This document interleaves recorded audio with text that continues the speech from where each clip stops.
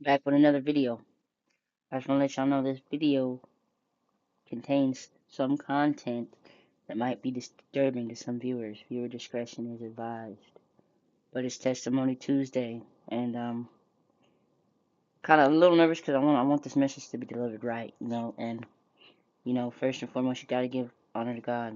Without Him, none of this will be possible.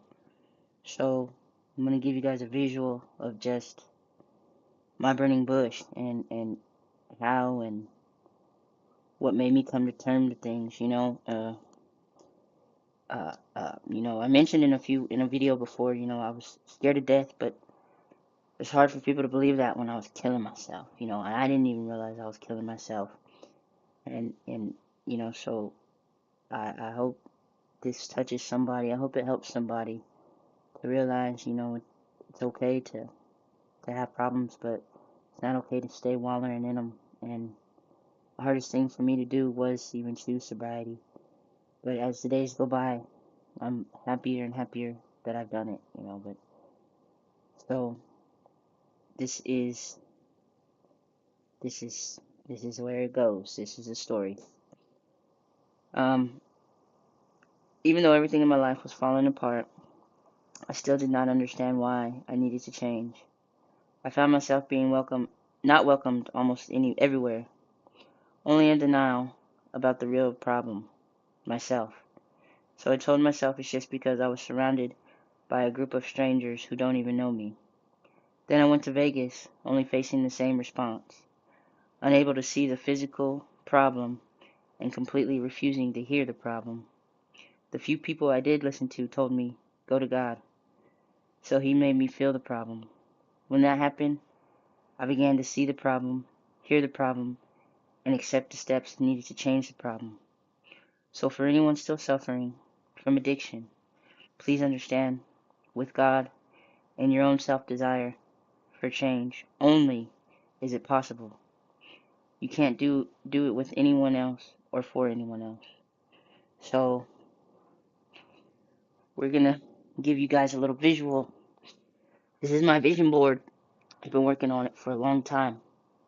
It's really still not finished, and but this one is a lot different than this one. But it all has to come together somehow. But in the midst of my addiction, I'd rather trade somehow. Thought it was okay to trade that for this box. Um, this box is just probably, I don't even know if I'm ready to open this box, but this box is a real visual of where my life was going. Like I said, I was killing myself every day, and some people didn't even know it. Some people knew it, but it didn't matter. It didn't matter. I couldn't say nobody cared if I didn't care. And so I'm gonna read you this story before I open this box. What's in this box is what led to this story, but it's called In Case You Did Not Know, or In Case I Did Not Tell You. Last time I went to Vegas, of course all I did was sleep. Seems like I'm always tired. Believe it or not, I spent a lot of days working. When I came back, crying was all that came out of my body.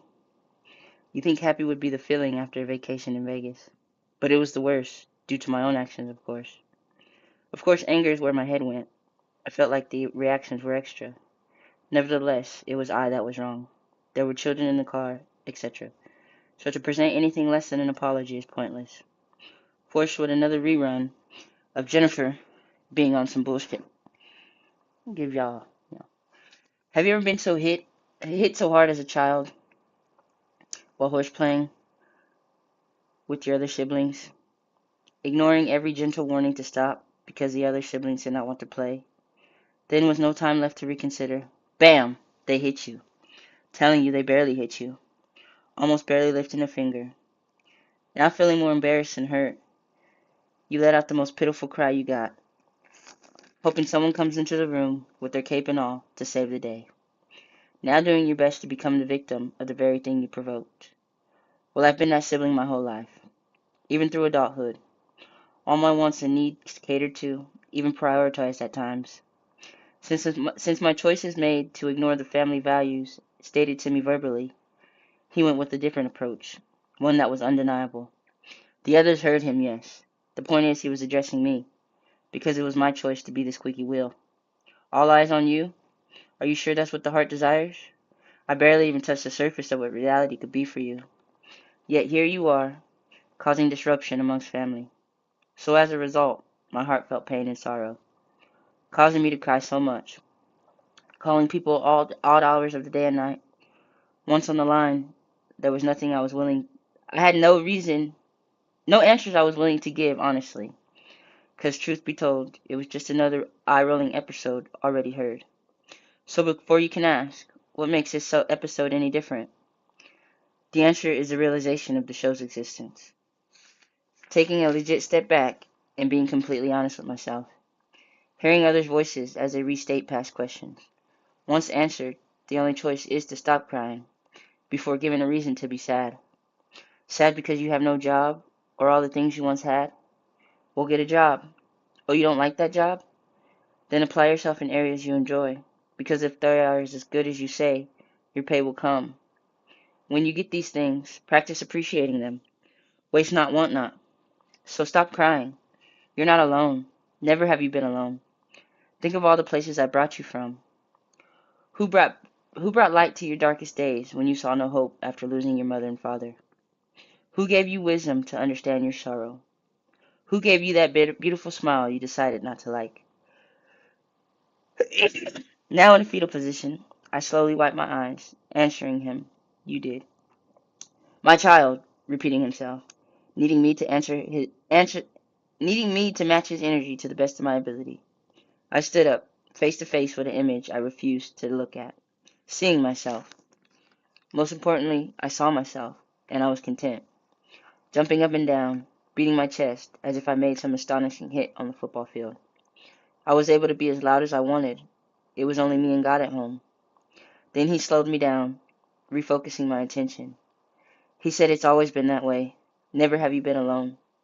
Never have I left your side. It was you who walked away from me. In all that you do it for me.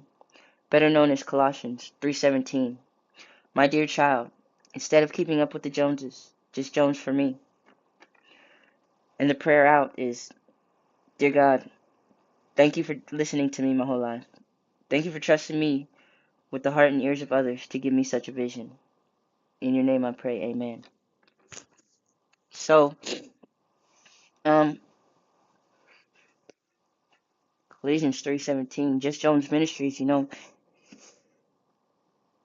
God saw me as more than just a fiend. You know what I'm saying? I was jonesing, but he's taught me how to jones for him and how to jones for something better, be something better. But so this box is just a visual, of how fast I was killing myself. Yeah, this is just like within 2 days, the consumption of what I was doing. We're gonna this is a lot, but